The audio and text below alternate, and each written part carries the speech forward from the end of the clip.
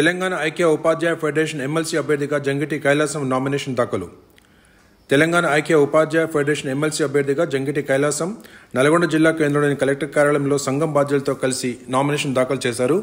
ఈ కార్యక్రమంలో రాష్ట్ర అధ్యక్షులు రామినేని వెంకటేశ్వర్లు, ప్రధాన కార్యదర్శి లచ్చుమల్ల వెంకన్న, కార్యనిర్వాహక అధ్యక్షులు దార గణేష్, రాష్ట్ర ఆర్థిక కార్యదర్శి బోయిన నాగేశ్వరరావు, నల్గొండ జిల్లా అధ్యక్షులు ఒంగూరు నారాయణ యాదవ్, యాదాద్రి భువనగిరి జిల్లా అధ్యక్ష ప్రధాన కార్యదర్శులు కడెం సోమయ్య, ఉయ్యాల భిక్షమయ్య, మహబూబాబాద్ జిల్లా అధ్యక్షులు దారావత్ కిషన్ నాయక్, కార్యదర్శి మిట్టకోళ్ల రవి, జనగాం జిల్లా అధ్యక్ష కార్యదర్శులు రాగుల వెంకటేశ్వర్లు, నిమ్మ భగవాన్ రెడ్డి, మేడ్చల్ మల్కాజ్గిరి జిల్లా అధ్యక్షులు పంబళ్ల రాజు, రంగారెడ్డి జిల్లా ప్రధాన కార్యదర్శి కేతావత్ బాబులాల్ నాయక్, రాష్ట్ర సహాధ్యక్షులు వనం దశరథ, పంతంగి సత్తయ్య మరియు బొడ్డుపల్లి రాములు తదితరులు పాల్గొన్నారు.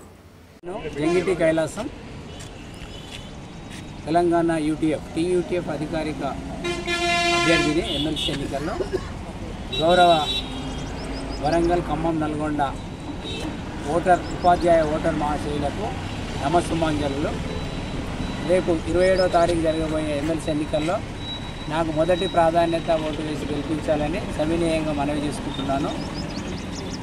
నాకు కనుక మొదటి ప్రాధాన్యత ఓటు వేసి గెలిపిస్తే నేను తప్పకుండా మీకు రావాల్సిన ప్రభుత్వం నుండి రావాల్సినటువంటి పిఆర్సీ కానీ, 5 డిఏలు కానీ, అలాగే తెలంగాణ మొట్టమొదటి పిఆర్సీ బకాయిలు రిటైర్ అయినాక ఇస్తామని అన్నారు కదా, అది నన్ను గెలిపిస్తే మాత్రం తప్పకుండా ప్రభుత్వంతో పోరాటం చేసి నిరాహార దీక్ష చేసి అయినా సరే ఇమీడియట్గా పేమెంట్ చేపిస్తాను.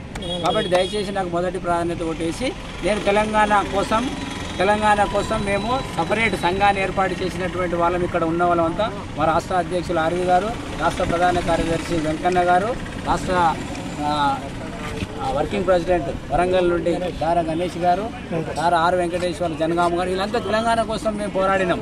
ఏమి ఆశించకుండా మేము మొట్టమొదటిసారిగా రిటైర్ అయిన తర్వాత నేను ఆశిస్తుంది ఇది ఒక్కటే, ఇది కూడా నా స్వార్థం కోసం కాదు. ప్రభుత్వము విద్యారంగం పట్ల నిర్లక్ష్యంగా వ్యవహరిస్తుంది. రిటైర్ అయి సంవత్సరం కావస్తున్నా ఇంతవరకు పెన్షనరీ బెనిఫిట్స్ లేవు. ఒక్కొక్క ఉపాధ్యాయునికి యావరేజ్ 50 లక్షలు రావాలి, 9 నెలల నుండి పైసలు లేవని ఆపిస్తున్నారు. తప్పకుండా ఇమీడియట్గా మేము పెన్షనరీ బెనిఫిట్స్ ఇప్పిస్తానని తెలియజేస్తున్నాను. Thank you.